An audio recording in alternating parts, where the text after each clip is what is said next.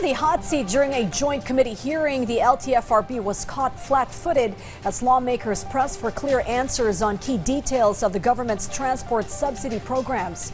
What began as a routine briefing quickly turned into a grilling as officials came under fire over policy gaps, implementation concerns, and monitoring systems for public utility vehicles. Vel Custodio reports.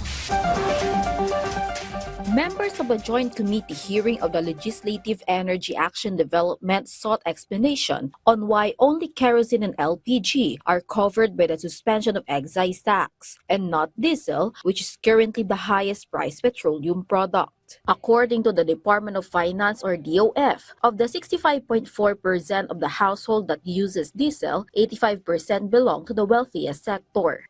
When you remove the excise tax on gasoline, and in the case for diesel, na 85% po yung share ng 3 richest decile na yon, ang pinaka-may-kinabang po nito is actually those 3 richest decile.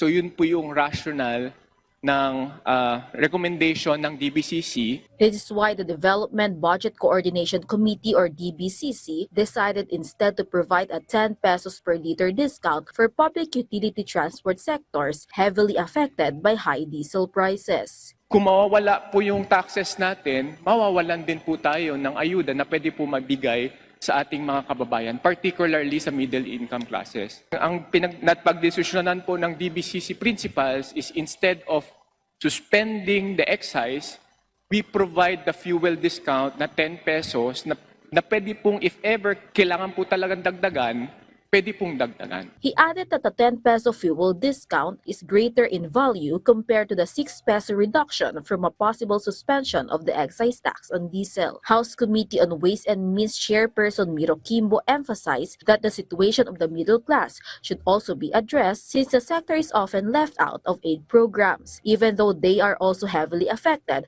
by rising oil prices and the cost of basic goods. He said, workers and earners drive the economy, so when their spending power weakens, the overall economy is affected. While Deputy Speaker Albi Benitez insisted that suspending excise tax on petroleum products would be immediately felt by everyone, unlike the Ayuda system, which, while already starting, has not yet reached all beneficiaries.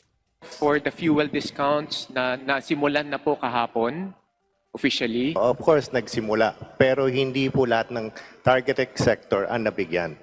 Marami pong naghihintay, marami pa rin yung hindi nakatanggap, at siguro aabot pa ito na 1 buwan. By the time na matapos na 1 buwan, kumita na tayo na mas malaki dahil mas mataas na ang presyo ng gasolina. At the same time, hindi naman sila na bigyan ng tulong sa panahon ng kailangan nila. The DOF assured that the DBC conducts a monthly review on the possible reduction or suspension of the excise tax, meaning the committee remains open to recommendation and possible changes. Meanwhile, the Maharlika Investment Corporation is pushing for the expansion of oil storage and upgrade the power grid as a solution to future fuel crisis.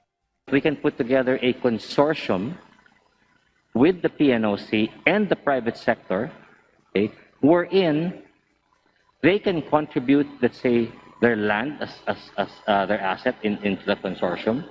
We, alongside other members of the private sector, can invest in the tank farm and then, in fact, outsource the operations to the private sector because we're only the capital provider po, no? So we don't know how to operate this. In line with this, Maharlika has also begun coordinating with international partners for renewable energy projects. Vel Custodio for the National TV Network for a new and better Philippines.